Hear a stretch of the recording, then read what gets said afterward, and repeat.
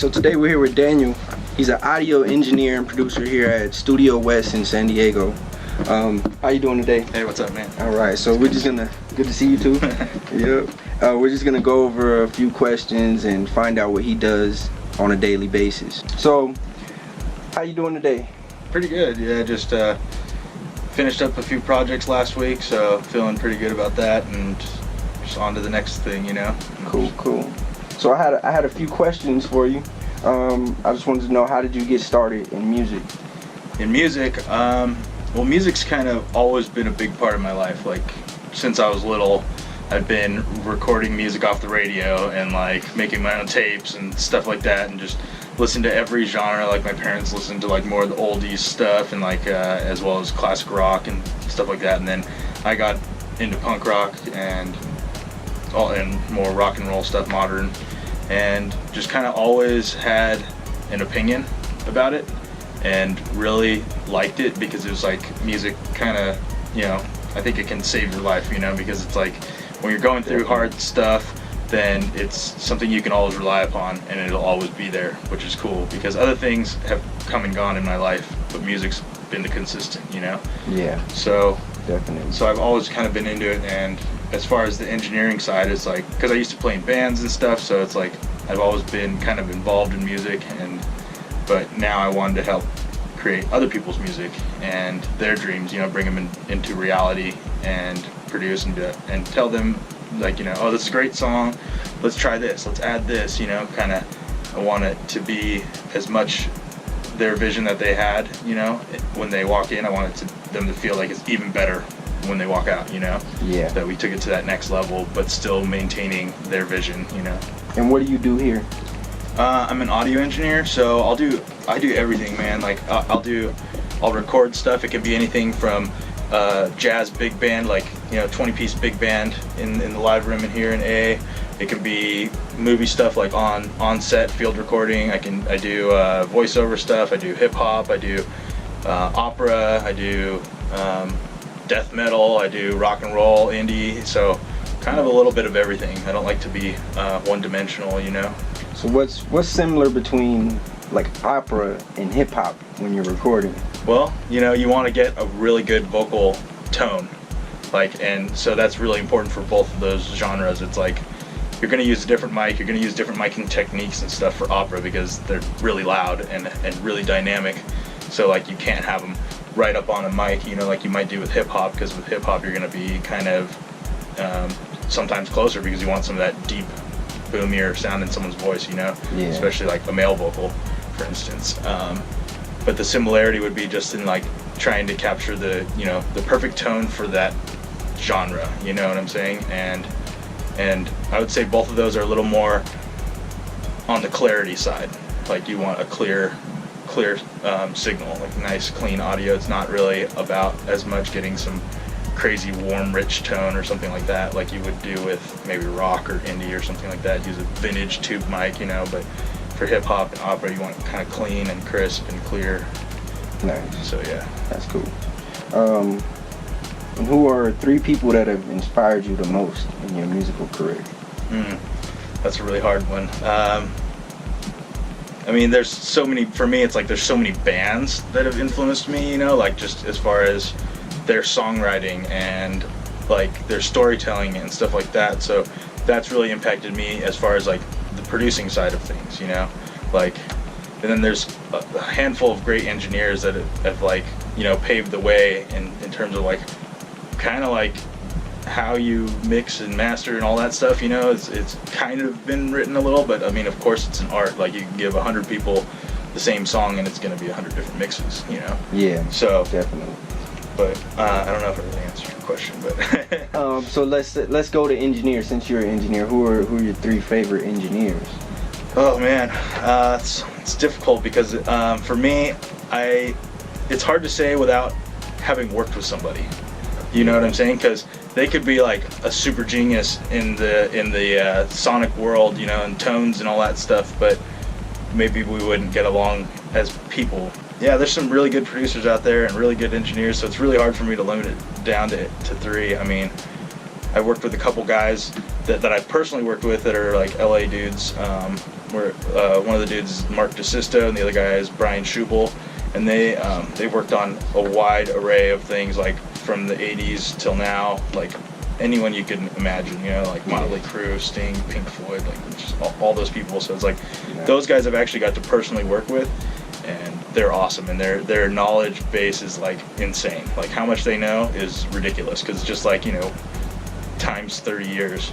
Yeah. It's like it's experience. Yeah, plus you know, and definitely. especially back in the day when there was more like kind of label stuff going on, you know, they're doing like 16-hour days, you know, like 6 days a week. So it's like that's even more experience, you know. Like here it's like nowadays it's like maybe 12 hours, you know, like but unless you're doing stuff for video, then it's like you could be on set for 20 hours plus, you know. But definitely. that's a whole nother monster. Right. What are your favorite pieces of equipment? Oh man. Okay, so Your go-to stuff. my go-to stuff. Yeah. I love mixing on this board. It's just phenomenal. The SL4000. It just does something to the mix that is kind of indescribable. I've spent 5 hours trying to get this sound at home in the Pro Tools in the box, and like came here and got the sound I wanted in half an hour. Nice. It's kind of like some magical fairy dust glue, I don't know, but and then I love using this old school Neve BCM10 we have back here. It's all original parts and stuff. It's just a really warm, great tone. I like the Yuri compressor. That thing's pretty rad too. I like using distressors. And as far as microphones, I love the U48. That's a great mic. 87, obviously standard. And you know, the $100 57s, like those things work great, man, and for a lot of different things. So yeah, I mean, I try to pick and choose what mics and what preamps and all that I use based on the genre, you know, and kind of the feel of like the band kind of thing. Like sometimes you want a crisper, cleaner, more transparent sound. Sometimes you want kind of a warmer, darker sound, you know, depending on the genre. So whatever suits the genre is usually what I'll end up going with. But those are some of my favorite things to use if it's appropriate for the situation, for sure. I got a surprise one for you that I just thought about. If you listen to the first song that you ever recorded and listen to it now today, what would you tell yourself? Oh man, well, I have done that, and it was kind of one of those things where I literally was still in school, did a mix, and I was like, oh, this is not terrible, you know, like it's not bad, like I can kind of hear everything, that's good, but like chill out on the low end, bro. Yeah, dude, like, because when you're first starting out, you don't hear that stuff, you're just like all the way, like does this go any higher? So that would probably be the one thing, is just that. And yeah, I mean, you know, get a little more creative with some dynamics, like making things louder and softer and all that. Because like when you first start, you're just like, okay, cool, like everything's kind of balanced. Headroom is you just leave it there the whole song. It's like, no, things need to breathe and move and stuff like that, you know. So yeah, but low end for sure. Way man. too much. I think that I think low end is a struggle that engineers, like especially when you're mixing and stuff like that, because when you're recording, it's like you're not boosting too much low end, you're doing more subtractive EQ, like taking stuff out. But as far as mixing, yeah, man, low end is like, I think, the eternal struggle, because it's like you got to get it right. It's got to be fat. It's got to, you have to be able to feel it, but you can't have it like explode people's speakers, because you can't take over everything. Exactly, yeah, and just bury everything else. So it's like it really is a balancing act between the lows and everything else, because not only does it have to fit in there frequency wise, but also the energy that is in there. So like if you have a bunch of low end, your song will appear quieter when you're done, because there's more energy in low end frequencies, you know, like it's bigger waves and stuff like that. So it's like so your mix might be like slamming, but it's like, this is way quieter than stuff you hear on the radio, you know. And that's where the problem lies, for sure, is in the low and the low mids and stuff like that, because that's what will be crushing your compressors and stuff like that, when it's not even really alternating the volume, it's just kind of like taking out some of those frequencies, you know. So cool. All right, well, that's pretty much it, man.